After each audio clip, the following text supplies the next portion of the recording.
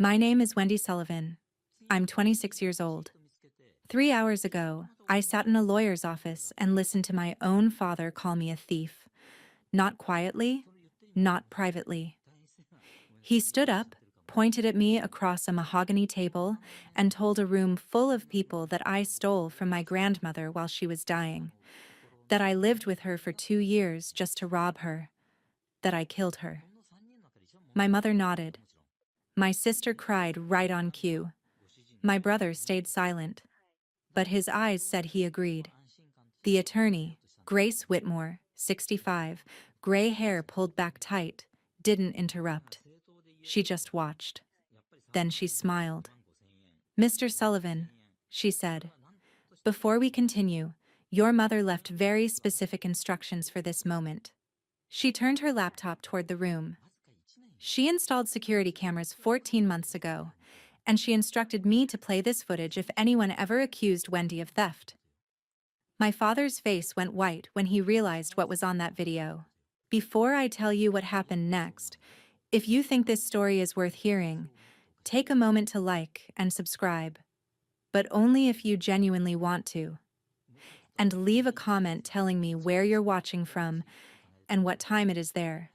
Because what happened next didn't just shock them, it destroyed them. Now let me take you back 2 weeks after my grandmother died. I got a call from Grace Whitmore's office. A woman with a crisp, professional voice told me the will reading was scheduled for Tuesday, March 18th at 2 o'clock. Attendance was mandatory for all named heirs. A woman's voice, professional and careful, told me the will reading was scheduled for Tuesday, March 18th at 2 o'clock sharp. Whitmore and Associates, 14th floor. Attendance mandatory for all named heirs. I asked who else would be there. She listed them. My father, Patrick. My mother, Linda. My sister, Natalie. My brother, Connor. I hadn't seen any of them since the funeral. That was April 5th. Gray sky. Threatening rain. We stood in a cemetery in Orange County, while a pastor who'd never met my grandmother read verses about peace and rest. My father wore a $3,000 suit and shook hands with strangers. My mother accepted condolences with practiced grace. Natalie wore $800 heels and cried into a tissue. Connor flew in from Los Angeles, stayed 3 hours, flew back. I was the one who picked the casket. Mahogany, simple, no unnecessary ornaments. I was the one who chose the flowers, white roses, her favorite. I was the one who wrote the obituary because no one else volunteered. At the funeral, Natalie hugged me and whispered in my ear, "At least now you can get your own place." I didn't answer. Now I was driving downtown. My Honda Civic, 2018, silver, 110,000 miles, made a rattling sound past 50. I wore a $35 Target dress. Navy blue. Simple. The only thing in my closet that seemed appropriate. The building was all glass and steel. Reflective windows. Polished floors. The kind of place that made you feel small before you walked in. I took the elevator to 14. The reception area had floor-to-ceiling windows and leather chairs that probably cost more than my car. My family was already there. My father stood by the window, hands in his pockets, looking out at the city. Patrick Sullivan, 55, real estate broker, successful. His suit probably cost 3 months of my rent. His hair grayed at the temples in a way that looked distinguished. My mother sat near the desk, scrolling her phone. Linda Sullivan, 53, former nurse, quit when she married up. Manicured nails, French tips, not a chip in sight.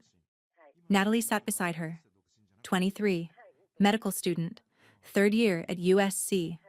Long dark hair, perfect skin. She wore her USC medical sweatshirt like armor, yoga pants, Louboutin heels. Even casual looked expensive on her.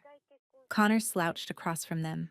21, business major, black Nike hoodie, jeans, white sneakers. He scrolled his phone, didn't look up. They all turned when I walked in. No one smiled. Wendy? My father said. Just my name. Flat. Hi, Dad. My mother glanced up, looked through me, went back to her phone. Natalie said nothing. Connor didn't acknowledge me at all. I sat 3 chairs away from Connor, the farthest available seat. The air felt heavy. No one spoke. The only sounds were the air conditioning and my mother's nails tapping her phone screen. At exactly 2 o'clock, the receptionist stood. Ms. Whitmore is ready. We followed her down a hallway, framed degrees on the walls, brass nameplates on doors. Everything expensive. Everything designed to intimidate. The conference room was large, 18 by 24 feet maybe. Cherry wood table, 8 high-backed leather chairs, windows overlooking the city, air conditioning set cold. I felt goosebumps on my arms. Grace Whitmore sat at the head, 65 years old, gray hair in a tight bun, sharp eyes behind thin glasses, charcoal suit, white blouse, the kind of woman who didn't waste words. Beside her, a younger woman with a laptop, an assistant. At the far end, a man with reading glasses and a notary stamp. 7 people total. Grace gestured to the chairs. Please sit. My parents took the seats closest to her. Positions of importance. Natalie beside my mother. Connor beside my father. I sat at the opposite end. Alone. Grace opened a leather folder. Pulled out a thick document. 27 pages. Stapled. Official paper with a watermark visible even from my seat.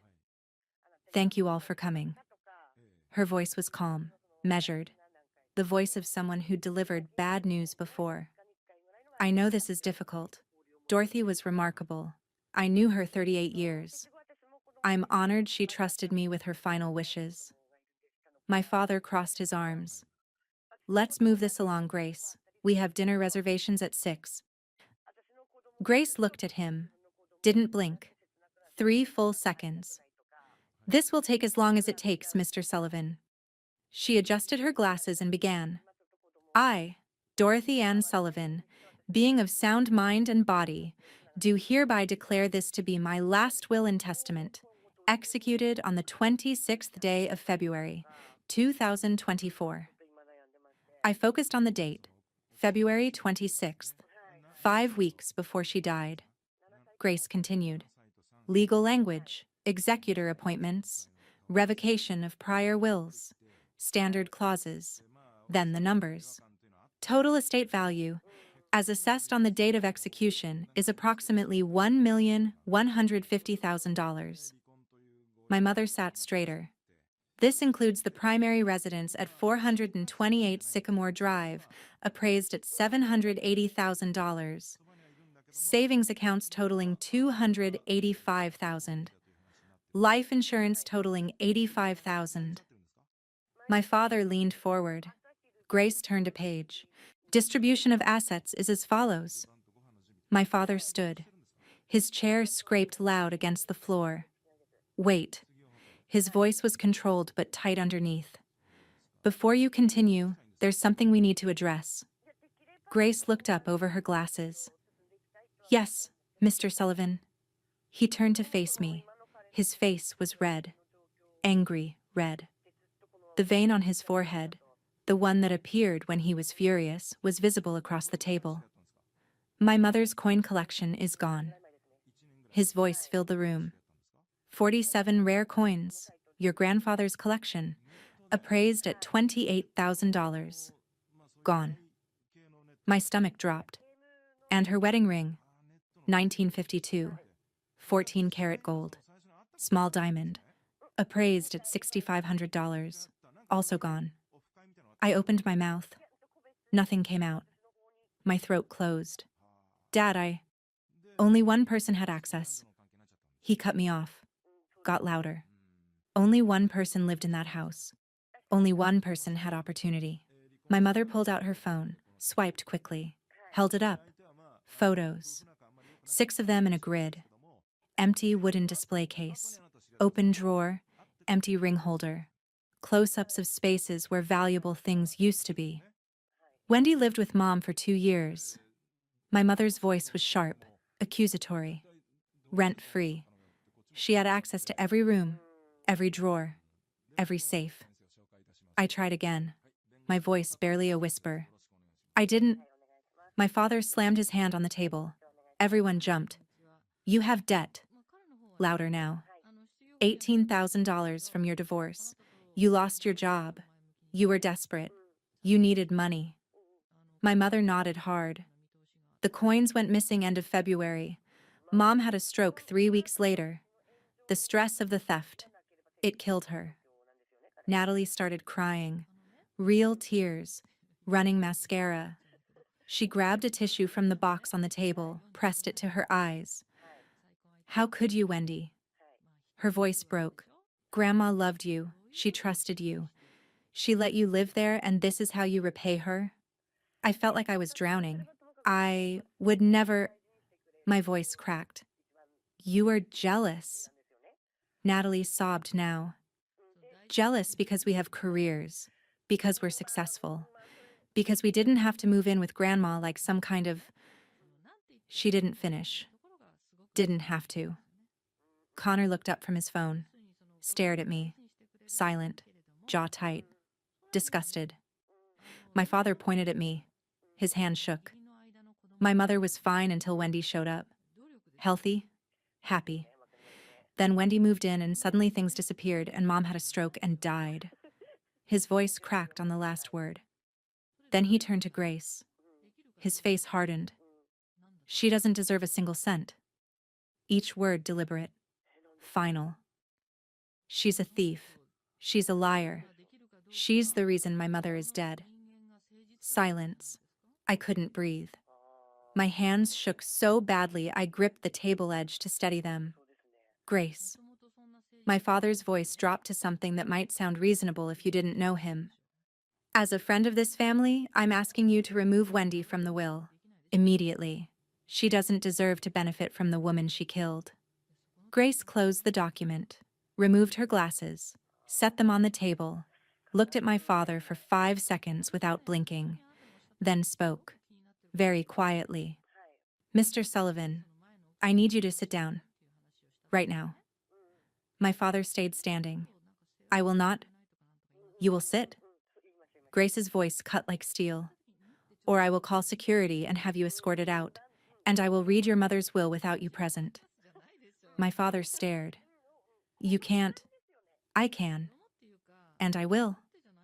Grace's hand moved toward her phone. Your mother gave me full discretion as executor. If you disrupt these proceedings, you forfeit your right to be present. Sit down. He sat, slowly, jaw clenched. Grace turned to me. Her expression softened slightly. Miss Sullivan, are you aware your grandmother installed security cameras in January of this year? I nodded, my voice quiet. Yes, I helped her. Natalie gasped. You spied on us? Grace didn't look at her. No. Dorothy asked Wendy to install cameras because valuable items had been reported missing. Items Dorothy believed were stolen. The room went quiet. Stolen? My mother's voice was faint. Yes. Grace reached into her briefcase, pulled out a laptop, opened it, waited for it to boot. Dorothy left specific instructions. She said, I quote, "If anyone accuses Wendy of theft at the reading, show them the footage immediately. I will not have my granddaughter blamed for crimes she didn't commit." My father started to stand. Grace held up one hand. Don't. He sat back. Grace typed, pulled up a file, turned the screen so it faced the table, positioned so everyone could see if they leaned forward. This is footage from the camera in Dorothy's study, hidden in a picture frame on the wall. It recorded continuously to cloud storage. She clicked play. Black and white video. Night vision. Timestamp. December 18th, 2023. 11:52 p.m. angle from the picture frame, looking toward the door. The door opened. A figure entered. Dark hoodie. Hood up. Jeans. Sneakers. Connor leaned forward, squinting. Who is that? Watch, Grace said. The figure moved through the room, opened desk drawers, checked the cabinet where coins had been, searched for minutes, then left. This person was searching for something already taken. They didn't know that yet. Grace clicked another file.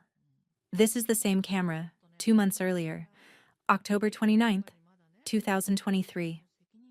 Video played. Same angle, same night vision. This time the figure turned on the light, and I saw his face. Connor, my brother.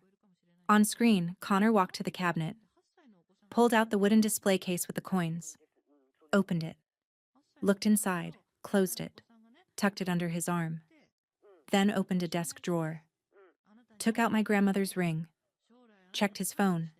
Timestamp showed 2:17 a.m. and left. Grace paused the video. That is Connor Sullivan, stealing from his grandmother. Connor's face went white, mouth opened, closed, opened again. That's not... Grace clicked another file. December 28th, 2023. 10 days after the second search, Connor uploaded the collection to eBay under username CSULL_LA. Sold it for $19,400 to a collector in Texas. She turned the laptop toward my father. eBay listing. 47 rare coins. Starting bid $8,000. Final sale $19,400. Username CSULL_LA.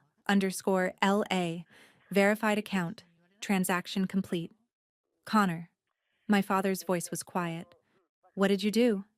Connor put his head in his hands. Grace clicked another file. January 6th, 2024. Different camera, kitchen, hidden in the smoke detector. Video played. Daytime. Color. Natalie entered. Glanced around, checking if anyone watched, then walked to the counter where my grandmother's purse sat. Opened the purse. Pulled out the wallet. Counted cash. Took it. Stuffed it in her pocket. Looked around nervously 4 times in 23 seconds. Then left. Grace paused. That is Natalie Sullivan, taking $823 from her grandmother's wallet. Natalie made a sound, gasp, sob, something between. $823, Grace repeated. Dorothy called me 3 days later, January 9th, crying. She said, Grace, I gave Natalie $50 for gas. Then she took 8 times that from my purse when I wasn't looking.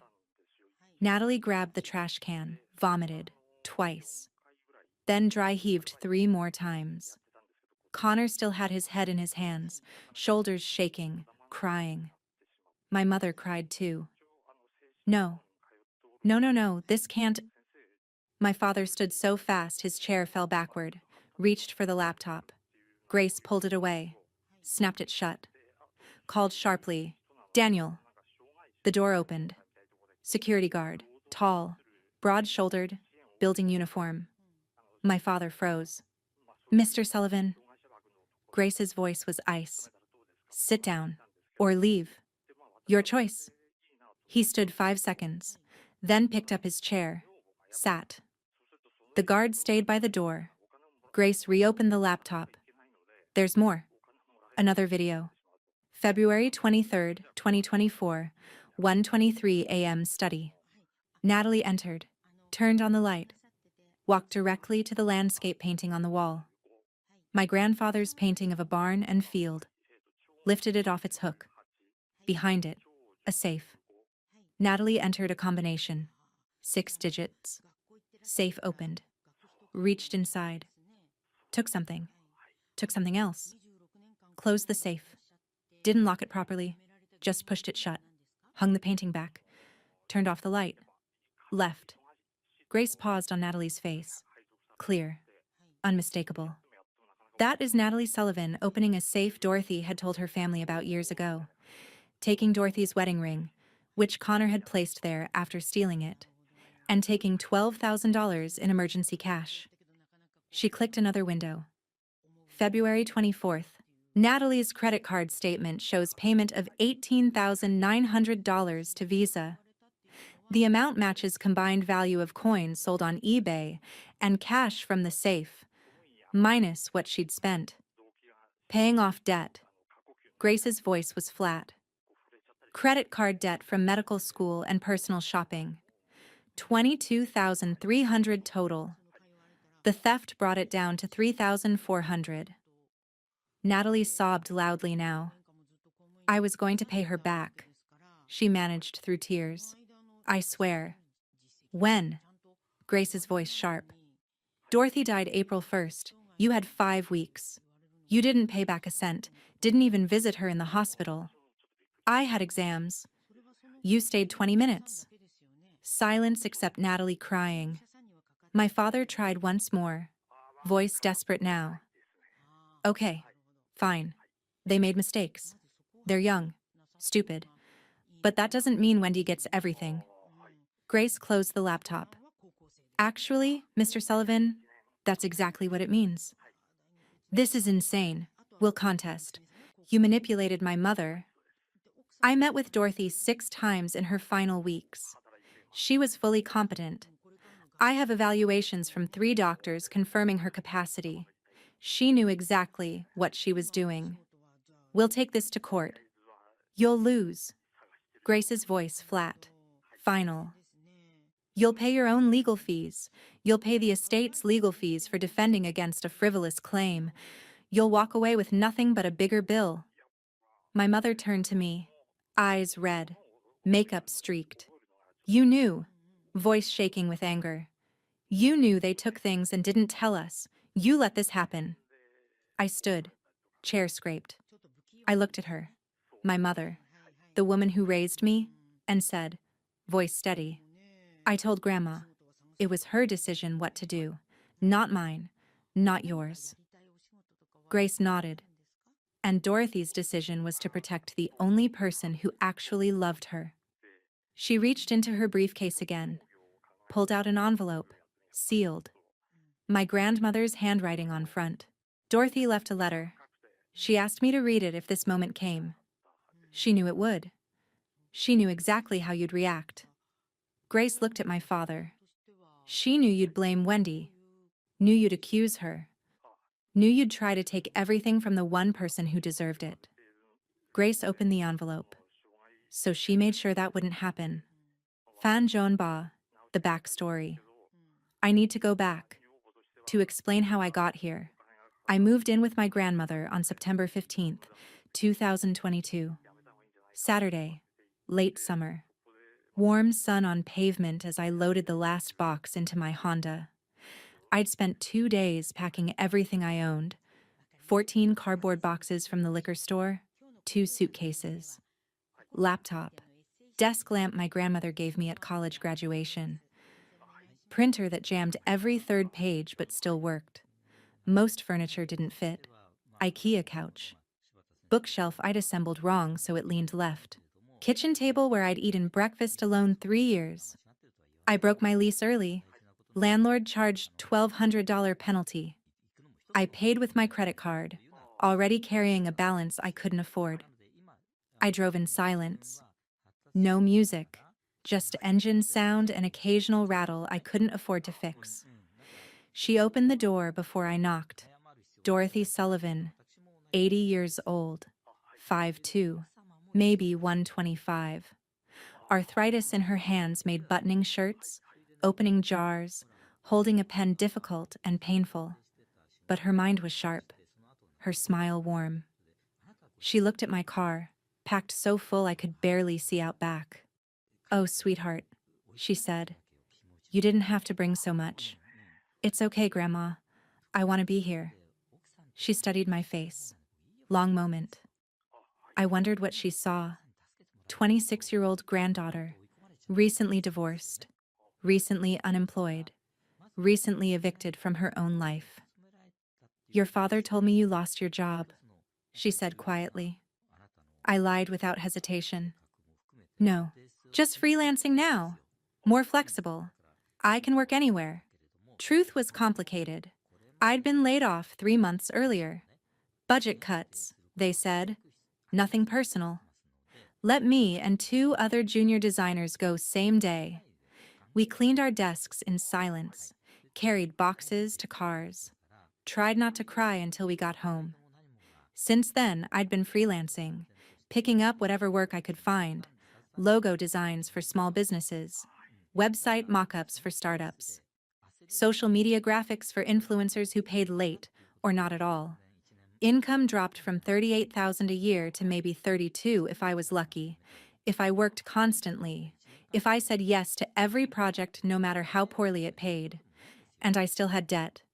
$18,600. Not my debt, my ex-husband's.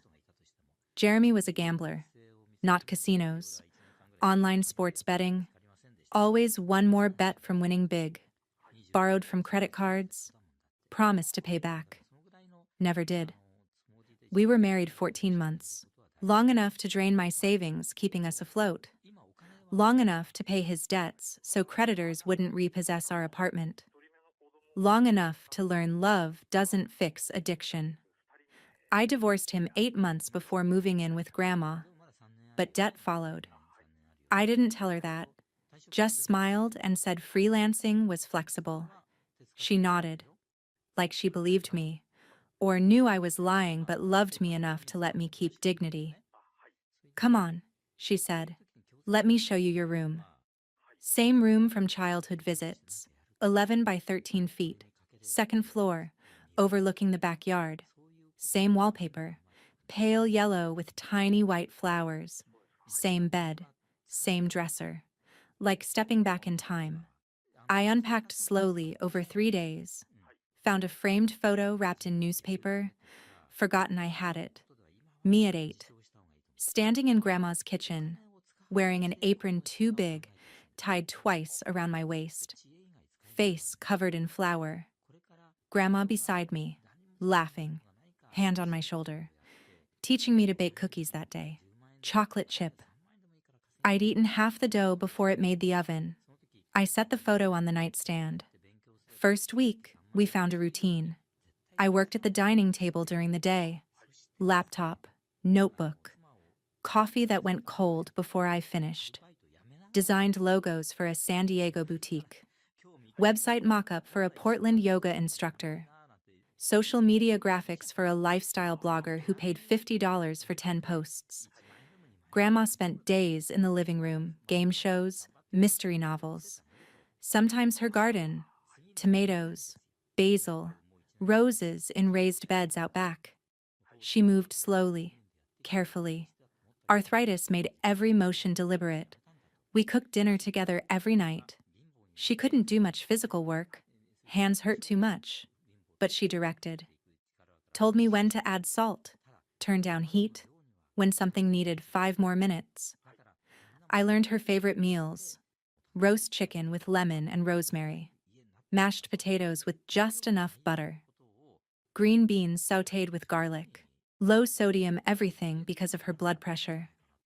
After dinner, Jeopardy at 7. She was good. Better than me.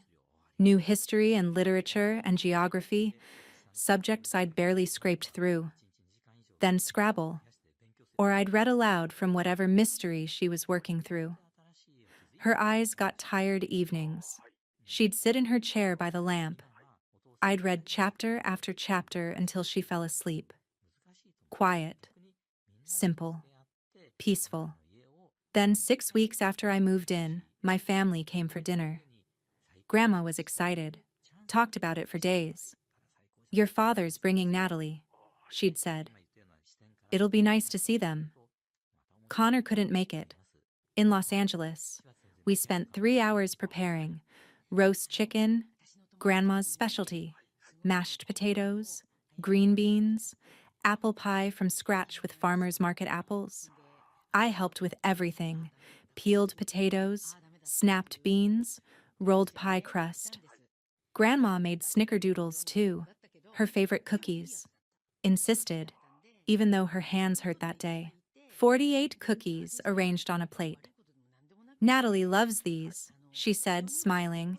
Used to make them when she was little. We set the table for 5. White tablecloth, good dishes, cloth napkins, Grandma wanted everything perfect. They arrived 6:30, 15 minutes late. Father walked in first, kissed Grandma's cheek, immediately checked his phone. Mother followed with wine, handed it to me without looking. Put this in the fridge. Natalie came last. Designer purse, cream leather, gold hardware, probably $3,000. Wore skinny jeans, cashmere sweater, ankle boots, hugged Grandma. Sorry we're late, I had lab. We sat at 6:45, father and mother on one side, Natalie at the end, Grandma and I on the other. Food was good. Chicken perfect. Crispy skin, tender meat. Potatoes creamy. Green beans bright and fresh. The conversation strained. Father talked about work. Big sale just closed. Difficult client who ultimately came around. Commission higher than expected. Mother talked about a charity gala, venue at the country club, silent auction shaping up, hope to raise 50,000. Natalie talked about medical school, anatomy exam, got 96%, highest score in her class. Professor complimented her in front of everyone. Grandma beamed. Oh, sweetheart, that's wonderful. You've always been so smart. Natalie glanced at me. Just a second. Expression neutral, but something underneath. Something smug. Some of us are still building careers, she said lightly. No one asked about my work. Not once in the hour and 22 minutes they stayed did anyone ask what I was working on, what projects I had, how freelancing was going. When they finished, Mother stood, started gathering plates. Oh, let me help, Grandma said, starting to rise. No, Mom, sit. Wendy can clean up. They left at 8:12. I washed 23 dishes alone while Grandma sat at the table, exhausted from hosting. When I finished, dried my hands, sat across from her. She reached across the table, touched my hand. Thank you for staying, she said quietly. I squeezed her hand. Always, Grandma. Over the next 2 years, that became the pattern. I cooked 730 dinners. Breakfast every morning. Oatmeal with blueberries, her favorite. Lunch, soup, sandwiches, salads, dinner every night. Drove her to physical therapy twice a week. 40 minutes round trip to the clinic. Another hour while she did exercises. 40 minutes back. Therapist had her doing stretches and gentle resistance training to keep joints mobile. Helped her dress every morning because buttoning was too difficult. Gave her insulin shots for diabetes. Diagnosed 5 years earlier, never comfortable doing it herself. Organized medications in a weekly pill case. Monday through Sunday, morning and evening. Blood pressure medication, cholesterol medication, aspirin, vitamins. At night, tucked her in. Made sure she'd taken evening pills. Turned on the lamp. She was afraid of the dark. Couldn't sleep without it. Some nights she woke confused. Thinking it was morning when it was 3 a.m. Thinking she needed to make breakfast. Thinking my grandfather was still alive, waiting downstairs. Those nights I'd wake to her walking in the hallway. Get up, guide her back to bed, sit with her until she remembered where she was, when she was, who I was. 23 times over 2 years, I slept in the chair beside her bed because she was sick or scared or in pain and didn't want to be alone. Freelance work suffered, making 32,000 now instead of 38. Couldn't take bigger projects because couldn't travel to client meetings.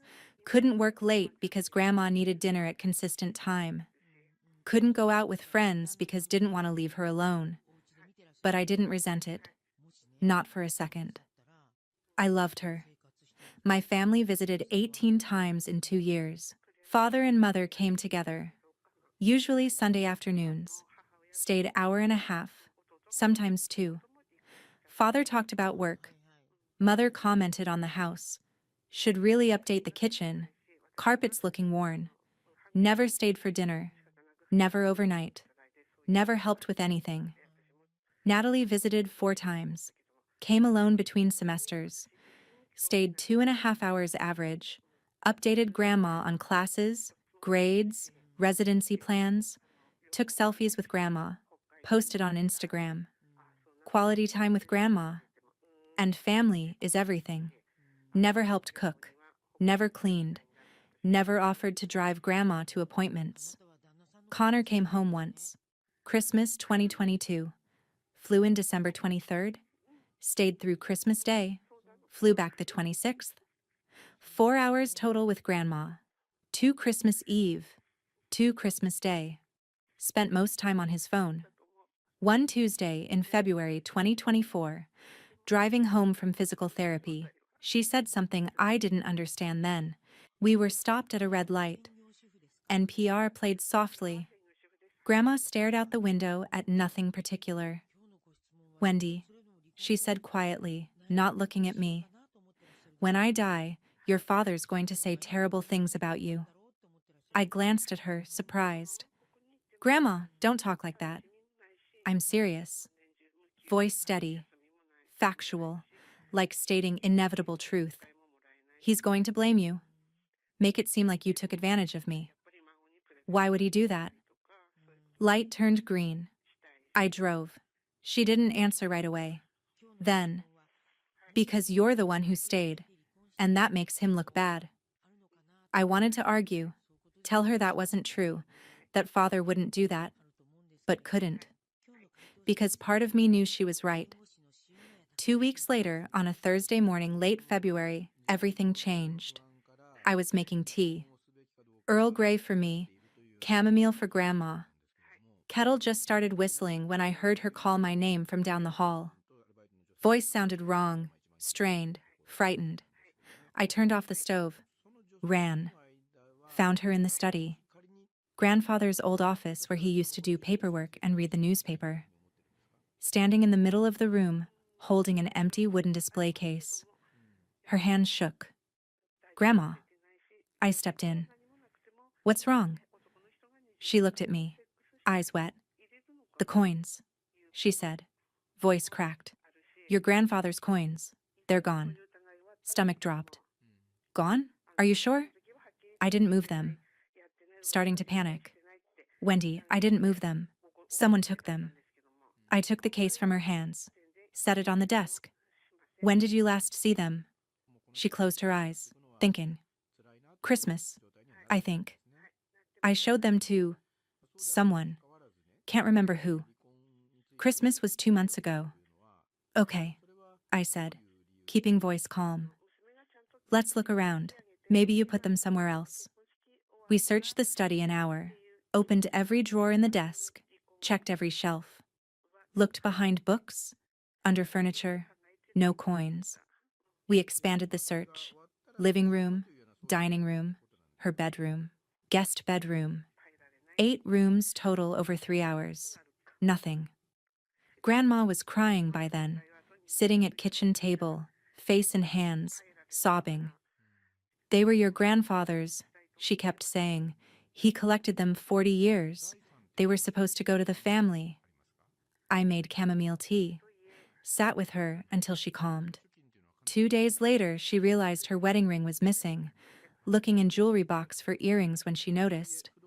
Ring holder where she always kept it. Small velvet stand was empty. My wedding ring, she whispered, staring at empty holder. The one your grandfather gave me. 1952. It was his grandmother's ring. He saved months to buy the diamond. I stood beside her, looking at empty space where something irreplaceable used to be. That night, I lay awake staring at ceiling. Someone had been in Grandma's house. Someone took things that mattered. Sentimental things. Valuable things. 11 p.m., I heard footsteps in the hallway. Got up. Opened door. Grandma stood there in nightgown, face pale in dim light from hallway nightlight. Wendy, she whispered, I think someone's been in my study. Next morning at breakfast, I made a decision. Grandma, I said carefully, watching her push oatmeal around bowl. What if we installed cameras? Just to see if anyone comes in when we're not looking. She stared at coffee long time. Hands trembled around mug. You think... Couldn't finish. You think it's someone in the family? I chose words carefully. I don't know. But if things are missing, we should find out who's taking them. If it's one of them... Voice broke. Wendy, I don't know if I can handle that. I reached across table, held her hand. We don't have to tell anyone. Let's just see what we find. She was quiet 30 seconds. I counted, watched her think through every possibility, every outcome, every horrible truth we might uncover. Finally, okay, but Wendy, don't tell your father, please. I promised. That night, ordered cameras online, 5 of them. Small, discreet, cloud storage, motion detection, $487 total. Paid with credit card, tried not to think about the balance. They arrived January 20th. Installed them January 22nd. Early evening, 6 p.m. One in living room, tucked into bookshelf between hardcover novels. One in Grandma's bedroom, hidden an alarm clock on nightstand. One in study, built into picture frame on wall. Old landscape painting of barn and field. One in garage, motion sensor camera pointed at door to house. One at back door, disguised as doorbell camera. Cloud storage, 90-day rolling backup. $12.99 a month. I paid that too. Tested app on phone. Pulled up each camera feed. Checked motion detection settings. Set up notifications. Grandma watched over my shoulder. Expression unreadable. When I finished, she whispered, I hope we're wrong. I hope so too, but didn't think we were. Pan Joan Bon. The investigation. 17 days. Nothing happened. Checked camera app every morning when I woke. Scrolled through motion alerts. All mundane. Grandma walking from bedroom to bathroom 2 a.m. Me coming downstairs 6:30 to make coffee. Us moving through the house during day. Cooking, cleaning, living. Study camera showed nothing suspicious. No one entering when we weren't there. No movement at night. Started wondering if we'd imagined it. If Grandma misplaced the coins and ring herself. Couldn't remember. February 3rd, she said as much. Eating lunch, tomato soup and grilled cheese, she set down spoon. Maybe I'm just getting old. Maybe I forgot where I put them. You didn't forget, Grandma. They're gone. She gave sad smile. Maybe I should let it go. They're just things. But they weren't just things. 47 rare coins grandfather collected for decades. Wedding ring in our family 70 years. I didn't say that. Just squeezed her hand. We'll figure it out. But I kept checking cameras. Every morning. Every night. Every spare moment. Pulled up app and scanned feeds. Then February 8th, 11:47 p.m., phone buzzed. Lying in bed, scrolling emails on laptop when notification appeared on phone screen. Motion detected. Study heart jumped. Grabbed phone. Opened app. Study camera feed loaded black and white. Night vision mode. Angle from picture frame on wall. Looking across room toward door. Door was opening. Slowly. Carefully. Someone entering. Sat up in bed. Mouth suddenly dry. Checked on Grandma 40 minutes ago. Been asleep in bed. Breathing softly. Lamp on nightstand casting warm glow. This wasn't her. Figure moved into frame. Average height. Maybe 5'9". Slim build. Wearing dark hoodie with hood up. Jeans. Sneakers. Couldn't see face. Kept back to camera. Moving carefully like they knew where they were going. Went to desk first. Opened top drawer. Rifled through papers. Closed it. Second drawer. More papers. Closed it. Moved to cabinet against wall, where coins had been kept. Opened it. Looked inside. Clearly frustrated it was empty. Searched 6 minutes. Watched timestamp tick forward. 11:47 p.m., 11:49, 11:51. At 11:53, gave up. Left room, closed door. Sat frozen in bed, staring at phone screen. Someone just been in Grandma's house. Right now. Middle of the night. Should have gone downstairs. Confronted them. Called police. But I was terrified. What if still in house? What if came upstairs? What if hurt Grandma? Grabbed phone. Texted Grandma's landline. Old phone on nightstand with loud ringer. Rang. Once. Twice. 3 times. She answered 4th ring. Voice groggy. Hello? Grandma, it's me. Are you okay? Wendy? Confused. What time is it? Almost midnight. Are you okay?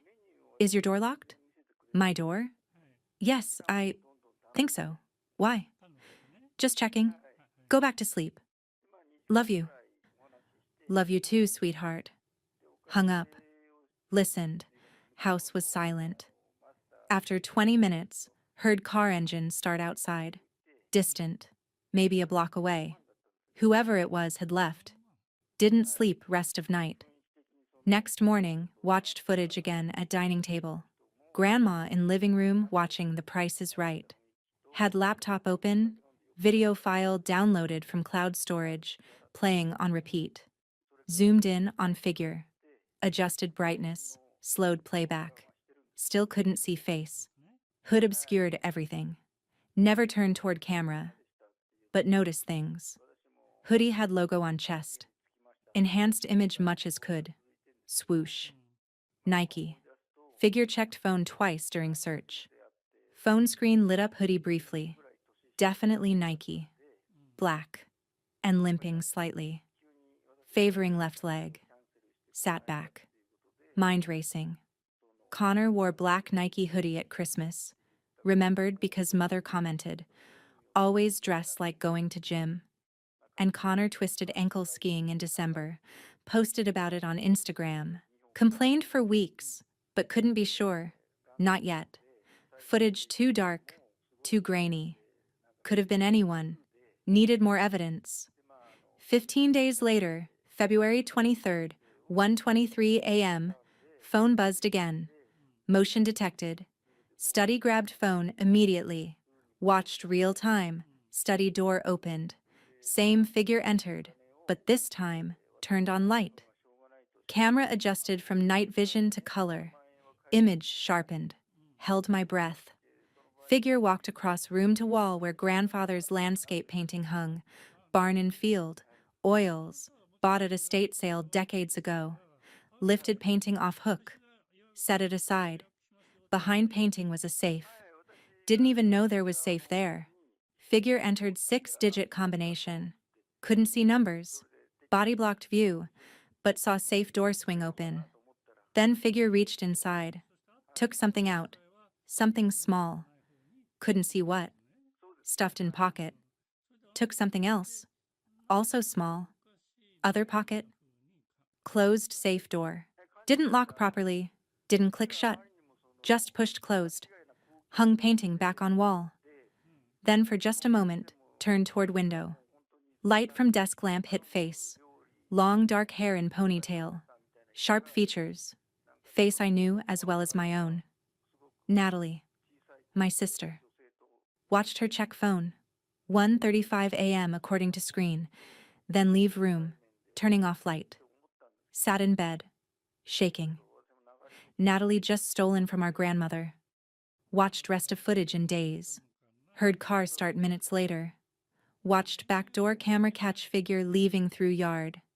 Didn't sleep. 6 a.m. when sure sun was up and Natalie long gone, went downstairs to study. Painting hung on wall exactly where it always had. Lifted it off hook. Safe was there, built into wall. Door pushed closed but not locked. Opened it. Empty. Completely empty. Took photo with phone. Then closed safe. Hung painting back. Went to make breakfast. Grandma came down 8:30. Waited until she finished oatmeal. Until she'd taken morning medications. until she seemed calm and settled.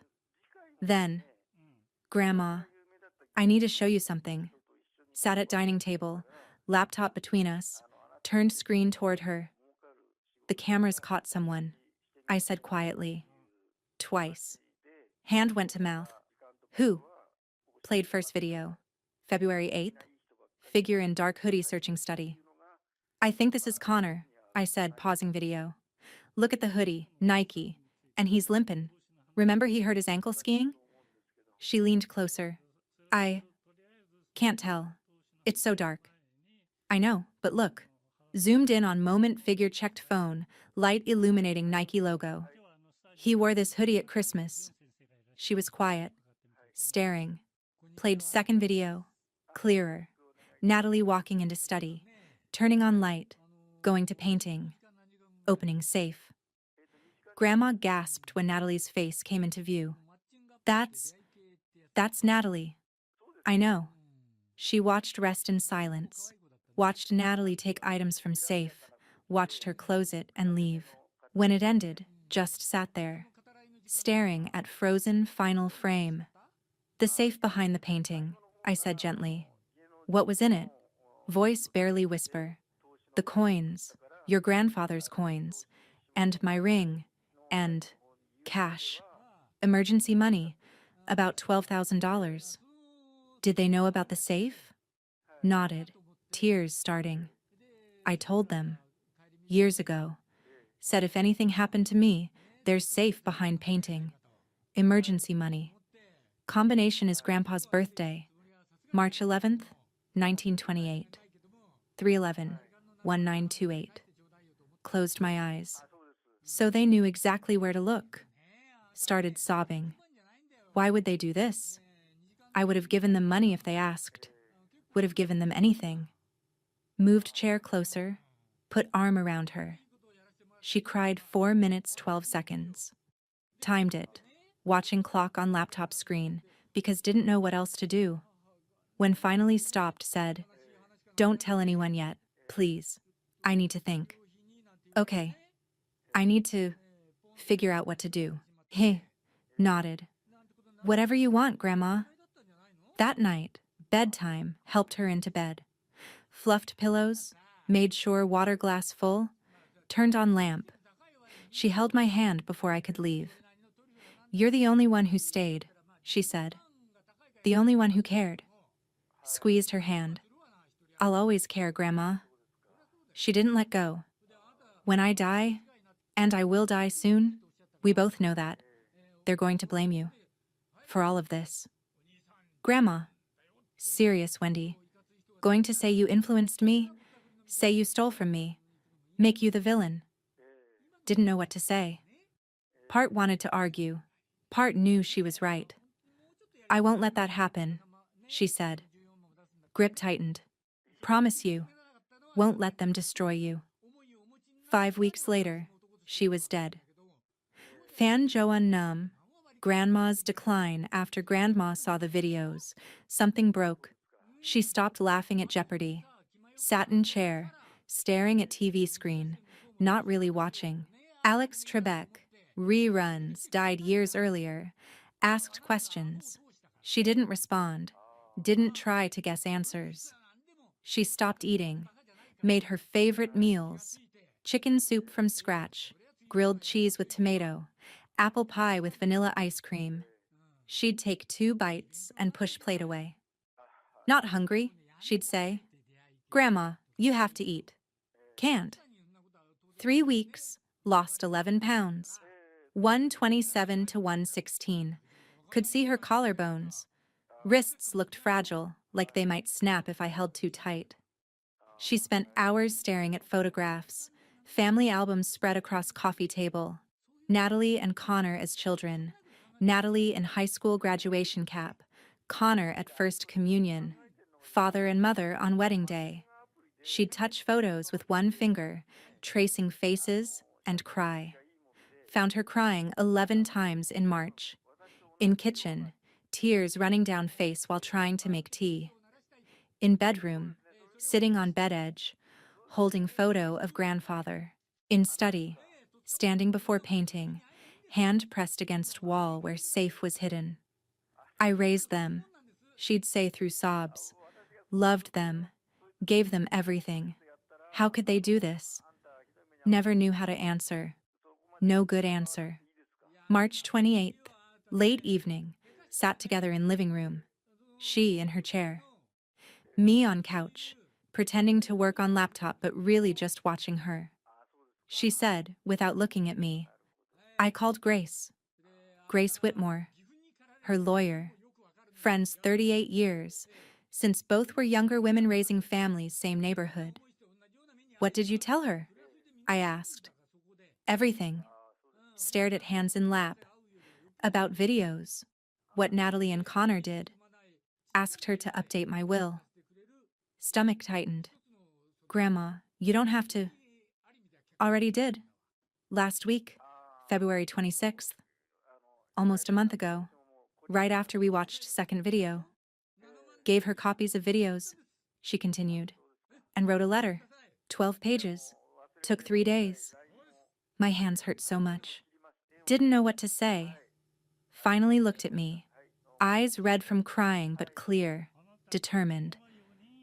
Leaving everything to you, Wendy. Grandma. Don't argue, you're the only one who deserves it. Only one who loved me for me, not for what I could give. Tears burned in my eyes. That's not why I stayed. Didn't stay because wanted anything. I know. Reached across space between us. Took my hand. That's exactly why you're getting everything. Couldn't speak. Told Grace. She said quietly, if anyone accuses you of theft at will reading, she's to show them videos immediately. Won't have them blaming you for what they did. They're going to be so angry. Don't care. Voice firm. Final. They stole from me. Lied to me. Broke my heart. Now they'll face consequences. That night, couldn't sleep. Lay in bed, thinking about what she'd said, about Will, about videos, about what would happen when family found out. Next morning, March 29th, woke 6 a.m. to sound of something falling, ran out of room and down hall. Grandma was lying on bathroom floor, one arm outstretched, face pale. Grandma! Dropped to knees beside her. She tried to speak. Mouth moved, but no words came. Left side of face drooped. Stroke. Called 911. Hands shaking so badly could barely hold phone. Need ambulance. My grandmother. Think she's having stroke. Dispatcher walked me through what to do while we waited. Check breathing. Check pulse. Don't move her. Talk to her. Keep calm. Paramedics arrived 9 minutes. Loaded her onto stretcher. Started IV. Checked vitals. Rode in ambulance with her. Holding hand whole way. St. Vincent Medical Center. Emergency room. CT scan. Diagnosis. Ischemic stroke. Left hemisphere. Serious. Age was factor. Stress could have contributed. Moved her to ICU. Called father from hospital waiting room 7:45 a.m. Dad, it's Wendy. Grandma had stroke. She's in ICU at St. Vincent. He was quiet moment. Then, is it serious? Yes, very. We'll come visit. When? Later today. Have showing at 9. They arrived 8 p.m., 12 hours later. Stayed 45 minutes. Mother stood by bed, looking uncomfortable. Father checked phone twice. Spoke to doctor 5 minutes. Asked about prognosis, uncertain, then left. We'll come back tomorrow, father said. Came back 3 days later. Stayed 30 minutes. Natalie visited once. Walked into ICU room, looked at grandma hooked to machines, said, oh my God. Stayed 20 minutes. Had exams she needed to study for. Hugged me on way out, quick, performative hug, said, let me know if anything changes. Connor didn't visit at all. Texted me, stuck in LA with work stuff. Tell grandma thinking about her. Sending love. I stayed hospital 72 hours straight. Slept in chair beside bed, jacket balled up as pillow. Ate vending machine food, Stale sandwiches, chips, coffee that tasted like burnt plastic. Didn't shower, didn't change clothes, held her hand, talked to her, even though didn't know if she could hear. Third day, she woke, just for a moment. Eyes opened, focused on my face, tried to speak. Mouth moved, leaned in close. Did you tell them? She whispered. Shook head. No, didn't tell anyone. Squeezed my hand weakly. Good. Then closed eyes. Fell back asleep. Doctors said nothing more they could do. Damage extensive. She'd never fully recover. Recommended hospice care. Grandma, in brief moment of lucidity, said 3 words. Take me home. I arranged everything. Hospice nurse who visited twice daily, 9 a.m. and 6 p.m. hospital bed and living room so she could see garden through windows. Morphine for pain. Oxygen. Comfort, care. Only. March 31st, evening, she was awake. Sat beside bed, holding hand. Wendy, she whispered. Come here. Leaned in close. Called Grace. Last week. I know, Grandma. You told me. Changed my will. I know. And gave her videos. And wrote letter. Paused. Breathing slowly. Each breath an effort. You didn't have to do all that, I said, voice breaking. Yes, did. Squeezed hand. Grip so weak. You're the only one who stayed. Only one who loved me. Not my money. Started crying. Couldn't help it. Love you because you're you, I said. She smiled. Small smile, but there. No, sweetheart. That's why. Sat in silence 20 minutes. Me holding hand. Her breathing slowly, steadily. Then, promise me something. Anything. Promise won't let them make you feel small. I promise. You're stronger than all of them. Remember that. Nodded, tears streaming. I will. Those were last words she said to me. She died April 1st, 2:38 a.m. I was holding her hand. Breathing had been shallow for hours, each breath further apart than last. And then, between one breath and next, she just stopped. Sat there 10 minutes before called hospice nurse, then called father. 3 a.m. He answered 5th ring, groggy. Hello? Dad, it's Wendy. Grandma died. Silence. Then, when? About 20 minutes ago. Okay, we'll come over in morning. He arrived 7:30. 4.5 hours later, funeral was April 5th. Gray skies, threatening rain. Stood by grave and listened to pastor who'd never met her talk about eternal rest and God's love. Afterward, people came to offer condolences. People I didn't know. Friends from church, from teaching days, from neighborhood. Family stood on other side of grave. Father in expensive suit, mother in black. Natalie crying, real tears or performed, couldn't tell anymore. As people started leaving, Natalie walked over, hugged me, brief, tight hug, whispered in my ear, "At least now you can get your own place." Stood there, frozen, as she pulled away and walked back to parents. Didn't respond, didn't say word, but thought about what Grandma said. They're going to blame you, make you the villain, won't let them destroy you. 2 weeks later, got call about will reading. Pan Joanne Sayu, the letter. Grace pulled 12 pages from envelope. Paper slightly yellowed. Not old, but kind of stationery Grandma always used. Cream-colored, heavy weight, subtle watermark. Handwriting shaky. Grandma's arthritis made writing difficult in final weeks, but legible. Grace adjusted reading glasses. Began. To my family. Father opened mouth. Don't, Grace said, without looking up. She wanted you to hear this. Continued. Writing this February 26th, 2024. I'm 82. Sitting at kitchen table while Wendy makes dinner. She doesn't know I'm writing this. Doesn't know I changed my will last week. Writing because I need you to understand why I made the choices I did. This isn't anger.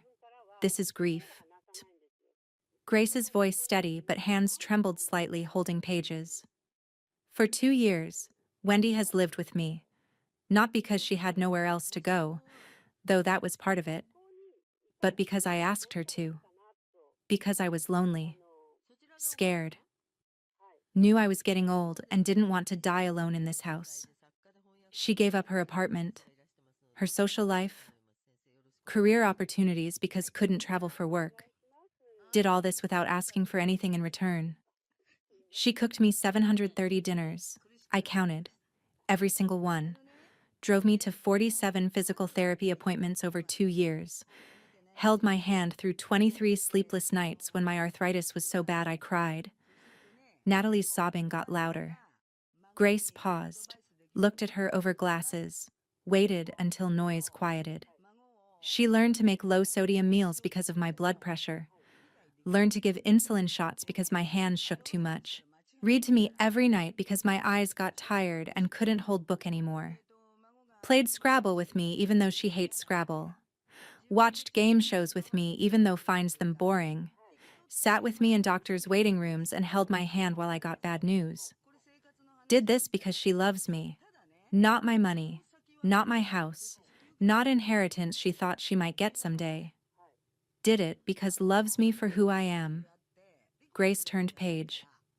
And then I saw what my other grandchildren did.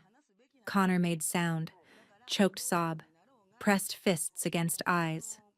Connor came home Christmas 2023. I was so happy. Baked his favorite cookies, chocolate chip with walnuts, way I've made since he was little. Made 72 cookies. Wanted him to take some back to Los Angeles. He stayed 4 hours. Then, 2 in morning, broke into my study and stole his grandfather's coin collection. 47 coins. Collected over 40 years. Worth $28,000. Sold them on eBay 10 days later. Connor, if you'd asked me for money, would have given it. If told me you were in trouble, would have helped. But you didn't ask. Just took. Like I was already dead and my things were already yours. Father put face in hands. Natalie came home winter break January 2024, made her favorite meal. Chicken parmesan, garlic bread, tiramisu for dessert. Gave her $50 for gas money. That night took $823 from my purse while I was asleep. $823, Natalie. Took 16 times what I gave you. Looked me in eye at breakfast. Said thank you for dinner. Didn't say word about money you'd stolen. And then, 6 weeks later, came back. Knew about SAFE. I'd told you years ago, told all of you, in case something happened to me and you needed emergency money. Trusted you with that information. You opened that safe and took everything inside, my wedding ring. $12,000 I kept for emergencies. Took it all. Natalie rocking back and forth in chair, face in hands. Would have given you money, Natalie. All you had to do was ask. Tell me you had debt. Tell me you were struggling. Would have helped. That's what grandmothers do. But you didn't ask. You stole. Both of you stole from me. And when you left, hugged me and said you loved me and didn't say word about what you'd done. Grace paused, took breath, continued. Patrick, my son, you visited 18 times in 2 years. Wendy kept track for me because I wanted to know. 18 times. That's once every 6 weeks. Average. State average 89 minutes per visit. Never helped with anything. Never offered to drive me to appointment.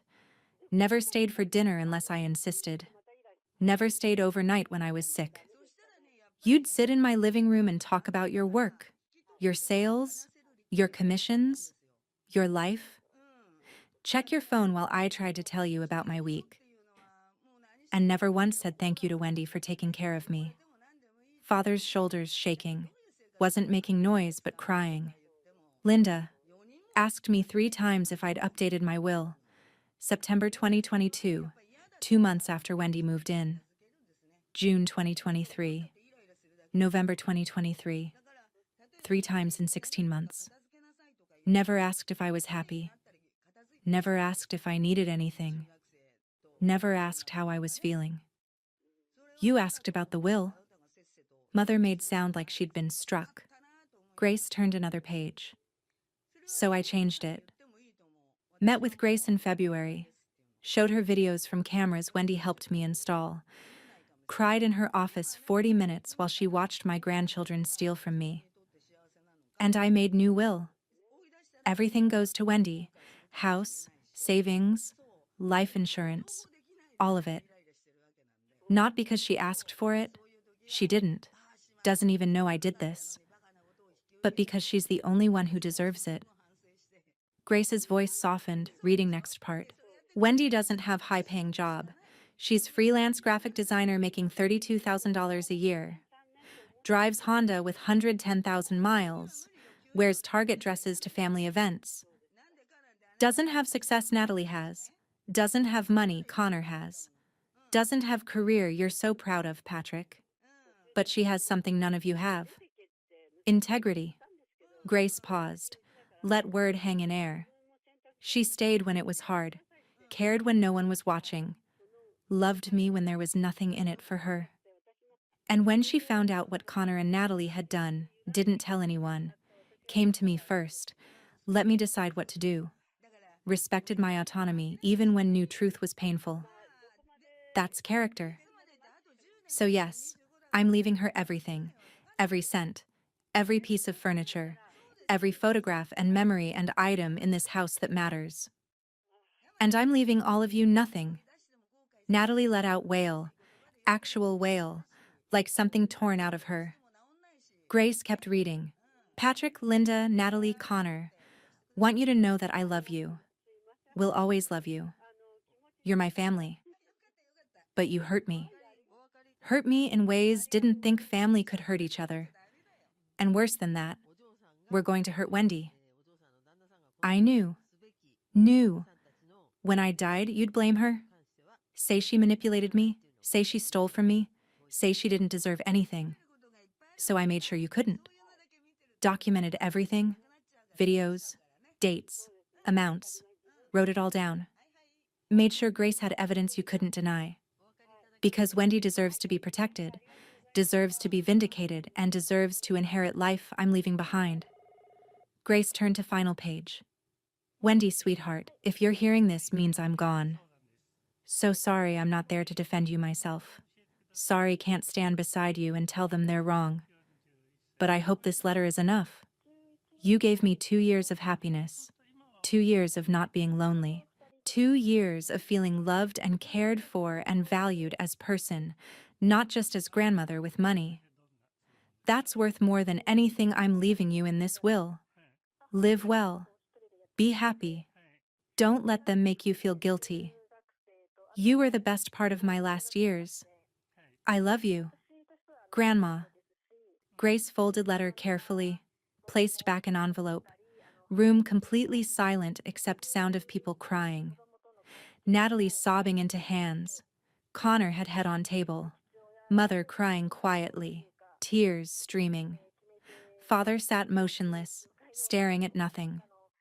Grace looked at each in turn, then said, "The will leaves Wendy Sullivan the following. House at 428 Sycamore Drive, valued $780,000. All savings accounts, certificates of deposit, financial assets, totaling approximately $285,000.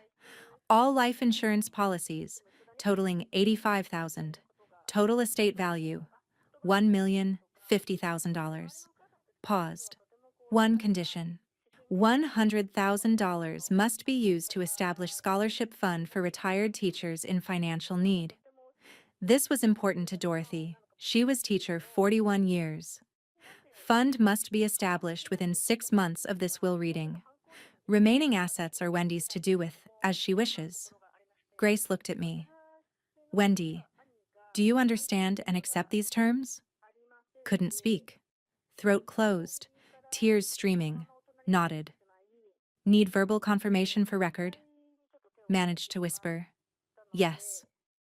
Then this will is executed. Dorothy's wishes will be carried out. This meeting is adjourned. Fan Joan Bay. The aftermath. Family tried to leave immediately. Stood up, chairs scraping, moved toward door. Grace's voice stopped them. Before you go, each need to sign acknowledgement you were present at this reading and received copies of all relevant documents. Her assistant stood, handed each a clipboard with forms. They signed without reading. Scribbled signatures, handed clipboards back. Father took his copy of will, 27 pages stapled, shoved into briefcase. Didn't look at me as he left. None of them did. Natalie walked past, head down, mascara smeared. Connor followed, hands in hoodie pockets. Mother was last, walking slowly, like she'd aged 10 years in last hour. Door closed behind them. Grace's assistant and notary gathered things and left too, murmuring quiet goodbyes. Then just me and Grace. She locked door, turned back to me. Your grandmother, she said quietly, left one more thing for you. Reached into briefcase, pulled out small envelope, different from letters she'd read. Smaller, sealed with actual wax. Old-fashioned, kind Grandma used for special occasions. Handed it to me, my name written on front in Grandma's handwriting. She gave this to me week before she died, Grace said. Said to give it to you after reading when you were alone. Opened it carefully. Inside was key. Was small brass number stamped on it. 337, and note in Grandma's handwriting, Wendy. This is key to my safety deposit box at First National Bank on Main Street. Box 337. Inside you'll find things I want only you to have. Family photos I've collected over years. Letters your grandfather wrote to me. Some jewelry that belonged to my mother. And one more thing. A surprise. Grace will take you when you're ready. I love you, sweetheart. You made my last years happy. Thank you for staying. Read it 3 times before could look up at Grace. We can go next week, she said gently. When you've had time to process all this. Nodded. Couldn't speak. Grace sat in chair beside me. Not across table. Beside me. Your grandmother was one of best people I've ever known, she said. And she was right about you. Everything she wrote in that letter, it's all true. Didn't do it for this, I managed. Didn't do it to get anything. I know. That's exactly why you got everything.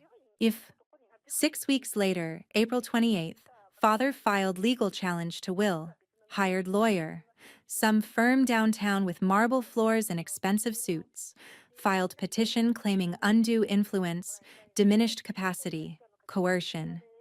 Grace called when she received filing. Don't worry, she said. We expected this. We're prepared. Court date set June 12th. Grace submitted evidence package to court. 5 video files with timestamps and metadata. 12 pages of Dorothy's handwritten letter, dated and notarized. Medical evaluations from 3 doctors. Dorothy's general practitioner, neurologist, psychiatrist, all confirming sound mind when executed will. Testimony from notary who witnessed will signing. Testimony from Grace about meetings with Dorothy. Bank records showing will establishment February 26th. Father's lawyer tried to argue videos were doctored. Letter forged. Grace manipulated elderly woman who was confused and scared. Judge reviewed everything. Took 11 minutes. Then ruled. Evidence is overwhelming. Mrs. Sullivan clearly of sound mind, clearly not coerced. This will was executed properly and legally. Challenge is denied. Looked at Father's lawyer.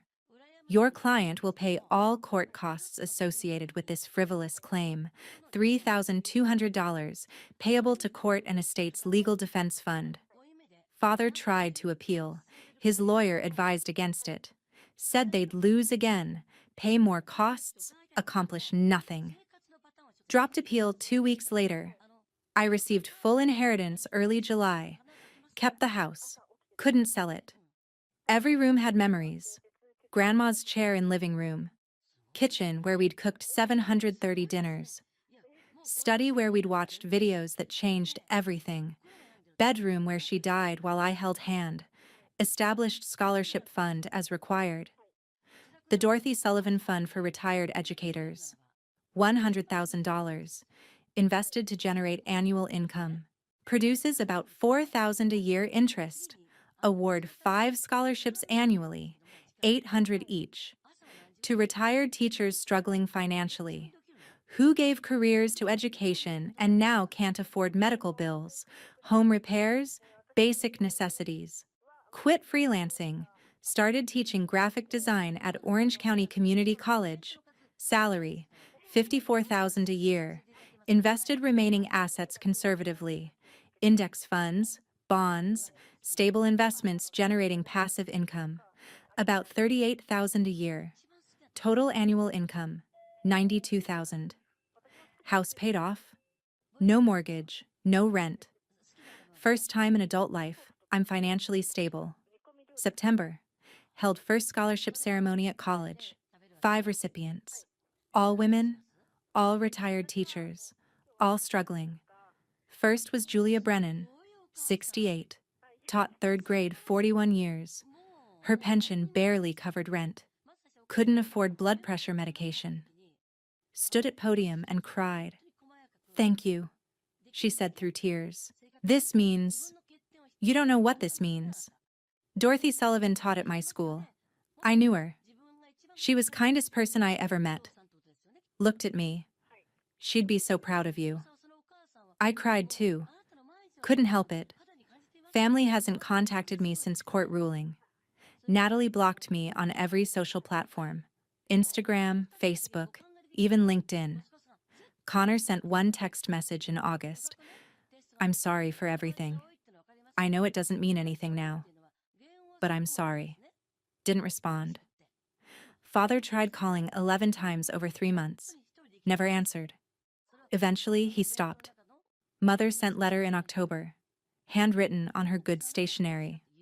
It said, "Wendy, I know you're angry. I understand. But we're still family. We need to heal. Need to move forward. Grandma wouldn't have wanted us divided like this. Please call me. Let's talk." Mom read it once, then threw it away. I don't feel guilty. Remember what Grandma said that last night. Promise won't let them make you feel small.